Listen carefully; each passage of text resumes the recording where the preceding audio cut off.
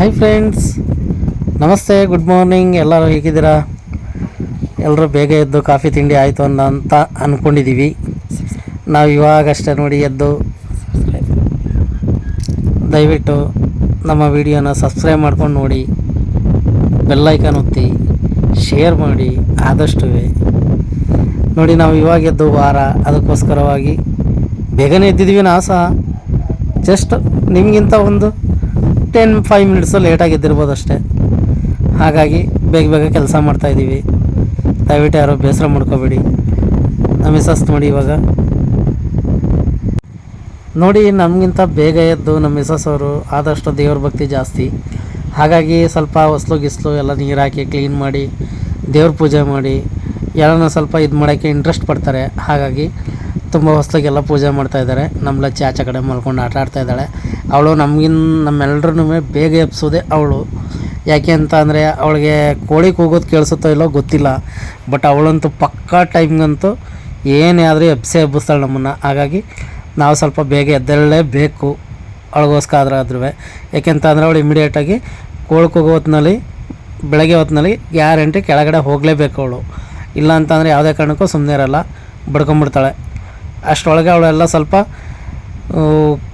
ಕಿರ್ಚಿ ಕೂಗಿ ನಮ್ಮನ್ನ ಎಬ್ಸೋದ್ರೊಳಗೆ ನಾವು ಅವಳನ್ನ ಎಬ್ಬಿಸ್ಕೊಂಡು ಕರ್ಕೊಂಡು ಹೋಗ್ಬೇಕು ಕೆಳಗಡೆಗೆ. ಅದು ಪಾಲಿಸಿ, ಡೈಲಿ ದಿನನಿತ್ಯದ ಪಾಲಿಸಿ. ದಯವಿಟ್ಟು ಯಾರೂ ಬೇಸರ ಮಾಡ್ಕೋಬೇಡಿ. ಏನಪ್ಪ ದಿನ ಅವರು ಅಕ್ಕ ಮಾತಾಡ್ತಿತ್ತು, ಇವತ್ತು ಅಣ್ಣ ಮಾತಾಡ್ತದೆ ಅಂತ. ನಮ್ಮ ಮಿಸಸ್ ಸ್ವಲ್ಪ ವಾಯ್ಸು ಸ್ವಲ್ಪ ಸರಿ ಇಲ್ಲ, ಇವತ್ತು ಹುಷಾರಿಲ್ಲ. ಹಾಗಾಗಿ ನಾನು ವಾಯ್ಸ್ ಕೊಡ್ತಾಯಿದ್ದೀನಿ ಅವಳ ಕಂಟೆಂಟ್ ಪ್ರಕಾರವಾಗಿ. ಇವತ್ತು ನಮ್ಮ ಮಂಗಳೂರು ಸೌತೆಕಾಯಿ ಸಾಂಬಾರನ್ನ ನನಗೋಸ್ಕರ ಮಾಡ್ತಾಯಿದ್ದಾರೆ. ದಯವಿಟ್ಟು ಯಾರು ಬೇಜಾರು ಮಾಡ್ಕೋಬೇಡಿ. ಸ್ವಲ್ಪ ವಾಯ್ಸು ಸೆಂಟ್ರಲ್ಲಿ ಅವ್ರದ್ದು ಏನಾದ್ರು ಕೇಳಿಸಿದ್ರೆ, ಯಾಕೆ ಅವ್ರಿಗೆ ವಾಯ್ಸ್ ಬರ್ತಾಯಿಲ್ಲ. ಹಂಗಾಗಿ ಅವ್ರು ಹೇಳ್ಕೊಟ್ಟಾಗ ನಾನು ಮಾತಾಡ್ತಾಯಿದ್ದೀನಿ. ನೋಡಿ, ಸೌತೆಕಾಯನ್ನ ಯಾವ ರೀತಿ ಹೆರ್ಕೊಂಡು ಕ್ಲೀನ್ ಮಾಡಿಕೊಂಡು ತೊಳ್ಕೊಬೇಕು. ಅದನ್ನು ಫಸ್ಟು ಕ್ಲೀನಾಗಿ ತೊಳ್ಕೊಂಡು ಆನಂತರ ಒಳಗಡೆ ತಿರುಳು ಏನಿದೆ ಅದನ್ನು ಹೆರ್ಕೋಬೇಕು. ಆ ತಿರುಳನ್ನು ಬೀಜ ಸಮೇತವಾಗಿ ಅಲ್ಲಿಂದ, ಆ ತಿರುಳು ಅಂತಂದರೆ ಫುಲ್ ಅಲ್ಲ, ಬೀಜ ಮಾತ್ರ ಮೇಲ್ಗಡೆದನ್ನೆಲ್ಲ ಕ್ಲೀನ್ ಮಾಡ್ಕೋಬೇಕು. ಆನಂತರ ಅದನ್ನು ಕಟ್ ಮಾಡ್ಕೋಬೇಕು. ಕಟ್ ಮಾಡಿಕೊಂಡು ನೋಡಿ, ಆ ಸೈಜು ಸ್ವಲ್ಪ ಮೀಡಿಯಮ್ ಸೈಜ್ ಇರಬೇಕು. ಅತಿ ದೊಡ್ಡ ಸೈಜ್ ಬರಬಾರ್ದು, ಅತಿ ಚಿಕ್ಕ ಸೈಜು ಇರಬಾರ್ದು. ಆ ರೀತಿ ಕಟ್ ಮಾಡ್ಕೋಬೇಕು. ಆನಂತರ ಬೇಳೆ ಬೇಯಿಸ್ಕೊಂಡಿರ್ತಾರಲ್ಲ ಹಾಗೆ ನೋಡಿ, ಮೊದಲೇ ಬೇಳೆ ಬೇಯಿಸ್ಕೊಂಡಿರ್ತಾರಲ್ಲ ಅದರೊಳಗಡೆ ಸೌತೆಕಾಯಿನ ಹಾಕಬೇಕು. ಹಾಕಿದ ನಂತರ ತುಂಬ ಸಖತ್ತಾಗಿರುತ್ತೆ ಫ್ರೆಂಡ್ಸ್. ನಾನು ಯಾಕೆ ಅಂತ ಅಂದರೆ ಮಂಗಳೂರಲ್ಲಿ 10 ವರ್ಷ ಜೀವನ ಮಾಡಿದ್ದೀನಿ. ಅಲ್ಲಿ ಸಾಂಬಾರೇ ಆಗಲಿ, ಇನ್ನೊಂದೇ ಆಗಲಿ, ಮತ್ತೊಂದೇ ಆಗಲಿ, ಅಲ್ಲಿ ಒಂದು ಜೀವನ ಒಂದು ಇದೇ ಆಗಲಿ, ಏನು ಹೇಳ್ತಾರೆ, ನಮ್ಮ ಕನ್ನಡ ಸಂಸ್ಕೃತಿ ಆಗ್ಬೋದು, ಮತ್ತು ಒಳ್ಳೆಯತನಕ್ಕೆ ಒಳ್ಳೆಯ ಜನ, ಕೆಟ್ಟ ಜನಕ್ಕೂ ಕೂಡ ಒಳ್ಳೆಯ ಜನನೇ ಅಲ್ಲಿ ಆದಷ್ಟು. ನಾನು ನಿಜವಾಗ್ಲೂ ಯಾರು ಬೆಂಗಳೂರಲ್ಲಿ ಜೀವನ ಮಾಡ್ತಾವ, ಮಂಗಳೂರಲ್ಲಿ ಹೋಗ್ತಾ ಇದ್ದಾನೆ ಹಂಗೆ ಹಿಂಗೆ ಅಂತ ಅನ್ಕೊಳಕ್ಕೆ ಹೋಗ್ಬೇಡಿ. ಅಲ್ಲಿ ಬದುಕಿರೋದನ್ನು ನಾನು ಹೇಳ್ತಾ ಇದ್ದೀನಿ. ಅದೇನೋ ಬೇರೆ ದೇಶದಾಗಿಲ್ಲ ಅಥವಾ ಬೇರೆ ರಾಜ್ಯದಾಗಿಲ್ಲ. ಮಂಗಳೂರು ಕೂಡ ನಮ್ಮ ಕರ್ನಾಟಕನೇ, ಪಕ್ಕದ ಜಿಲ್ಲೆ ಅಷ್ಟೇ. ಅದರವಾಗಿ ಹೇಳ್ತಾ ಇರೋದು. ತುಂಬ ಅದ್ಭುತವಾದಂತಹ ಜೀವನ ಮಾಡಿದ್ದೀನಿ ಅಲ್ಲೂ ಸಹ ನಾನು. ಹಾಗಾಗಿ ಮದುವೆ ಆದಮೇಲೆ ಈ ಕಡೆ ಬಂದಿದ್ದಷ್ಟೇ. ಮದುವೆಗೆ ಮುಂಚೆ 9 ವರ್ಷ ಅಲ್ಲೇ ಜೀವನ ಮಾಡಿದ್ದು. ಮದುವೆ ಆಗಿ 1 ವರ್ಷ ಅಲ್ಲೇ ಮತ್ತೆ ಜೀವನ ಮಾಡಿ ಆಮೇಲೆ ನನ್ನ ಮಗ ಹುಟ್ಟಿದ ಮೇಲೆ ಈ ಕಡೆ ಬಂದಿದ್ದು ನಾವು. ಹಾಗಾಗಿ ಬೆಂಗಳೂರು ಕೂಡ ತುಂಬ ಚೆನ್ನಾಗಿದ್ದೀವಿ. ಏನು ದೇವರು ನಮಗೇನು ಇದು ಮಾಡಿಲ್ಲ. ಎಲ್ಲದು ಒಳ್ಳೆ ಫ್ರೆಂಡ್ಸು, ಒಳ್ಳೆ ಇದು ಎಲ್ಲ ಚೆನ್ನಾಗಿ ಸಿಕ್ಕಿದೆ. ಆನಂತರ ನೋಡಿ, ಇವಾಗ ಒಗ್ಗರಣೆ ಹಾಕ್ತಾಯಿದ್ದಾರೆ ನಮ್ಮ ಸೌತೆಕಾಯಿ ಸಾಂಬಾರಿಗೆ. ನಮ್ಮ ಮಂಗಳೂರು ಶೈಲಿಯ ಸೌತೆಕಾಯಿ ಸಾಂಬಾರಿಗೆ ಒಗ್ಗರಣೆ ಹಾಕ್ತಾಯಿದ್ದಾರೆ. ತುಂಬ ಅದ್ಭುತವಾಗಿರುತ್ತೆ. ತುಂಬ ಸಿಂಪಲ್ಲಾಗಿ ಮಾಡ್ಕೊಳ್ಳೋವಂಥದ್ದು. ಅರ್ಜೆಂಟಾಗಿ ಎಮರ್ಜೆನ್ಸಿಯಲ್ಲಿ ಇರಬೇಕಾದ್ರೆ ಮನೇಲಿ ಆ ಥರ ಏನಾದ್ರು ಇದ್ದರೆ ನೀವು ನೋಡಿರ್ತೀರಿ. ತುಂಬ ಮಂಗಳೂರು ಶೈಲಿ ಊಟಗಳನ್ನೆಲ್ಲ ನೋಡಿರ್ತೀರಿ. ಯೂಟ್ಯೂಬು ಇನ್ನು ಸೇಮ್ ನಮ್ಮ ಯೂಟ್ಯೂಬು ಫೇಸ್ಬುಕ್ಕಲ್ಲೆಲ್ಲ ಕಡೆ ನೋಡಿರ್ತೀರಿ. ಎಷ್ಟು ಬೇಗ ಅಲ್ಲಿ ಯಾವ ಥರ ಬೇಗ ಮಾಡ್ಕೊಳ್ಳೋವಂಥದ್ದು, ಎಷ್ಟು ಬೇಗ ಇದು ಮಾಡೋವಂಥದ್ದು.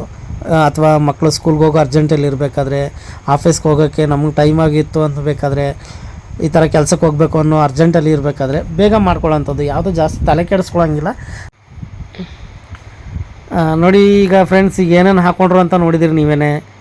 ಈರುಳ್ಳಿ, ಜೀರಿಗೆ, ಟೊಮೊಟೊ, ಬೆಳ್ಳುಳ್ಳಿ, ಮತ್ತು ಅದರ ಜೊತೆಗೆ ಖಾರ ಪುಡಿ, ಸಾಂಬಾರು ಪುಡಿ, ಲೈಟಾಗಿ ಒಂಚೂರು ಗರಂ ಮಸಾಲ ಏನು ಅದೇನು ಇಲ್ವಂತೆ. ಹಂಗಾಗಿ ಇದು ರುಬ್ಬಿಟ್ಕೊಂಡಿರ್ತಕ್ಕಂಥ ಖಾರ ಅಂತೀವಿ ನಾವು. ನೀವೇನಂತರ ಗೊತ್ತಿಲ್ಲ. ಎಲ್ಲನೂ ಕೆರೆದು ಹಾಕ್ತಾಳೆ ನಾನು ಹೆಡ್ತಿ. ಅದೇನೋ ಅದೆಲ್ಲ ಪೂರ್ತಿ ಹೇಳೋಕ್ಕೆ ಬರೋಕ್ಕಿಲ್ಲ. ನಾನು ಹೋಟ್ಲಾಗೆ ಕೆಲಸ ಮಾಡಿದ್ರೆ ನಮ್ಮ ಸ್ಟೈಲಿ ನಾವು ಮಾಡೋದು ಗೊತ್ತು. ಸಿಂಪಲಾಗಿ ಮಾಡಿದ್ದೀನಿ. ಇವಳೇನೋ ಸಿಂಪಲಾಗಿ ಇನ್ನೂ ಮಾಡಿದಾಳಂತೆ. ಚೆನ್ನಾಗಿತ್ತು ಸಾಂಬಾರಂತೂ ಮಾತ್ರ. ನಮ್ಗೆ ಅದು ಆ ಥರ ಶೈಲಿಯಲ್ಲಿ ಮಂಗಳೂರು ಶೈಲಿಯಲ್ಲಿ ಏನು ಮಾಡಿಕೊಟ್ರು ಹೆಂಗೆ ಮಾಡಿಕೊಟ್ರು ಚೆನ್ನಾಗಿರುತ್ತೆ ಬಿಡಿ. ಅದ್ರ ಬಗ್ಗೆ ಎಕ್ಸ್ಟ್ರಾ ಮಾತಿಲ್ಲ. ಅರಿಶಿನ ಪುಡಿ ಹಾಕ್ತಾಯಿದ್ದಾರೆ.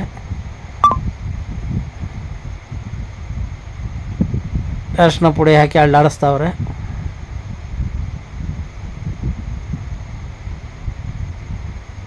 ಏನೋ ಚಿಕನ್ ಪೀಸ್ ಕಂಡಂಗೆ ಕಾಣ್ತದಪ್ಪ, ಈರುಳ್ಳಿ ಪೀಸು. ನೋಡ್ಕೊಳ್ಳಿ ದಯವಿಟ್ಟು ಯಾರು ಚಿಕನು ಅನ್ಕೋಬೇಡಿ. ನಾರ್ಮಲಿ ನೋಡಿ ಅಷ್ಟೆ. ಇದು ಬೇಯಿಸ್ಕೊಂಡಿರ್ತಕ್ಕಂತಹ ಬೇಳೆ ಮಸ್ಕೊಂಡಿರೋದು, ಅನಂತರ ನಮ್ಮ ಸೌತೆಕಾಯಿನ ಬೇಯಿಸಿರೋವಂಥದ್ದು. ಅದನ್ನು ಸೇಮ್ ಒಗ್ಗರಣೆ ಒಳಗಡೆ ಹಾಕ್ಬಿಟ್ಟು ಚಟ್ಪಟ್ ಡುಡುಮ್ ಅನ್ನಿಸ್ಬಿಟ್ರೆ ರುಚಿಯಾದ ಮಂಗಳೂರು ಸೌತೆಕಾಯಿ ಸಾಂಬಾರು ಸವಿಯಲು ಸಿದ್ಧ.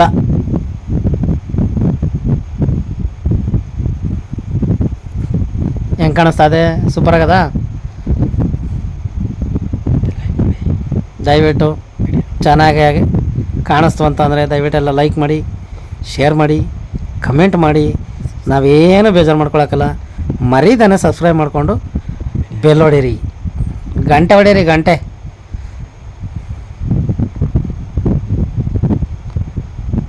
ಹಾ ಸವಿಯಲು ಸಿದ್ಧ ಸೌತೆಕಾಯಿ ಸಾಂಬಾರು. ಒಂದ್ಸಲ ಮಾಡ್ಕೊಂಡು ನೋಡಿ ಮನೇಲಿ, ತುಂಬ ಚೆನ್ನಾಗಿರುತ್ತೆ. ಅದರ ಮೇಲೆ ಕೊತ್ತಂಬರಿ ಸೊಪ್ಪು ಉದುರಿಸ್ಬಿಟ್ರೆ ಚಟಾಪಟ. ಒನ್ ಮೋರ್ ಅನ್ಬೇಕು.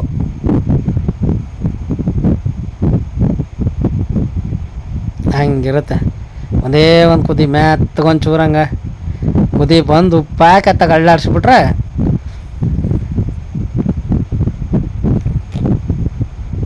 ಅದ್ಭುತ.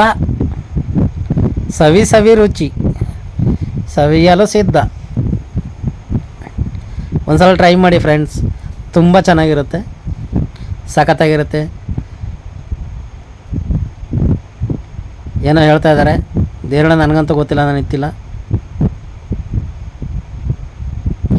ಏನೋ ಬೇರೆ ಮಾಡ್ತಾಯಿದ್ದಾರೆ. ಉಪ್ಪಿಟ್ಟು ಮಾಡೋದು ಎಲ್ಲರಿಗೂ ಗೊತ್ತು ಬಿಡಿ, ಅದರಲ್ಲಿ ಏನು ತೋರಿಸೋಂಥದ್ದಿಲ್ಲ. ರವೆ ಹುರ್ಕೋಬೇಕು, ಈರುಳ್ಳಿ, ಮೆಣಸಿಕಾಯಿ,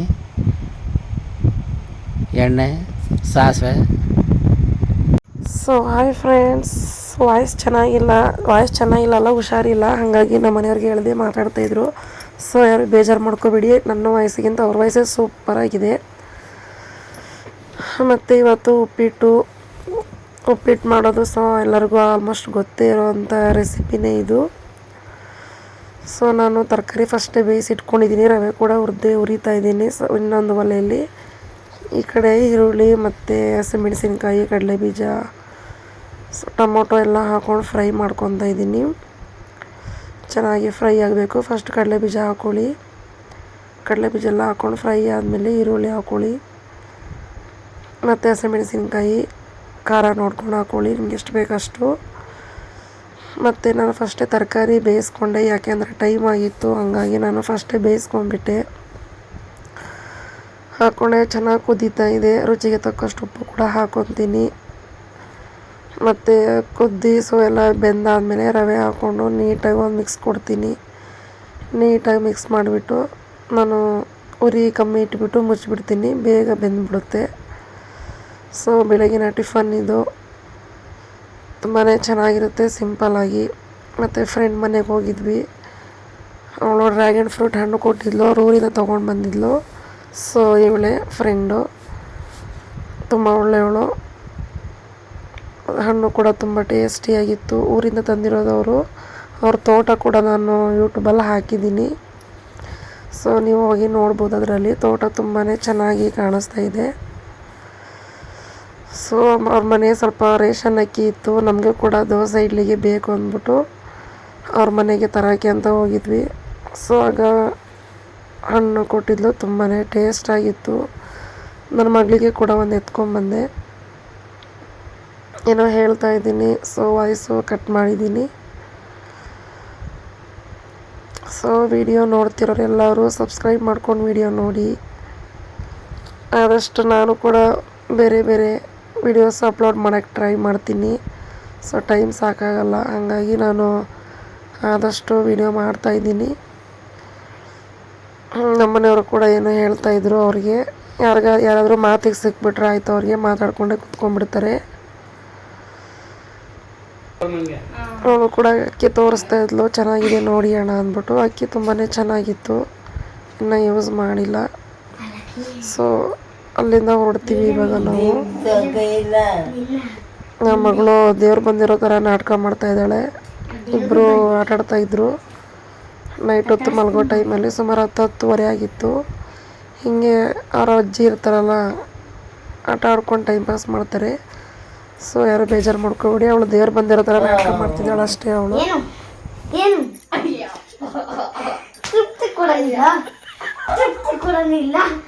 ತೃಪ್ತಿ ಕೊಡಲಿಲ್ಲ.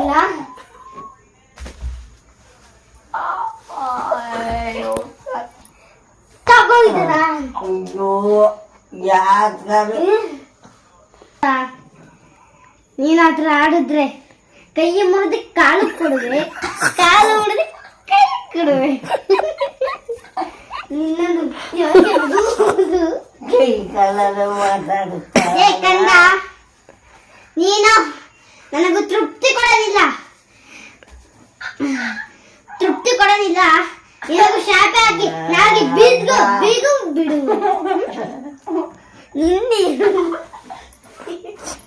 ದೇವ್ರು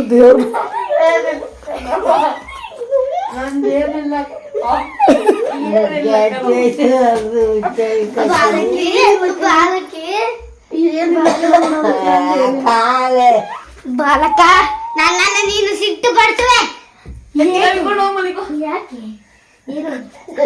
ಯಾಕೆ ನೀನು ಸಿಟ್ಟು? ದೇವ್ರಿಗೆ ಸಿಟ್ಟು ಬಂದ್ಬಿಟ್ಟದ ಅಪ್ಪರವ. ಏನ್ ಬೇಕಲ್ಲ ಶಾಂತಿ ಏನ್ ಬೇಕವ ಅನ್ನು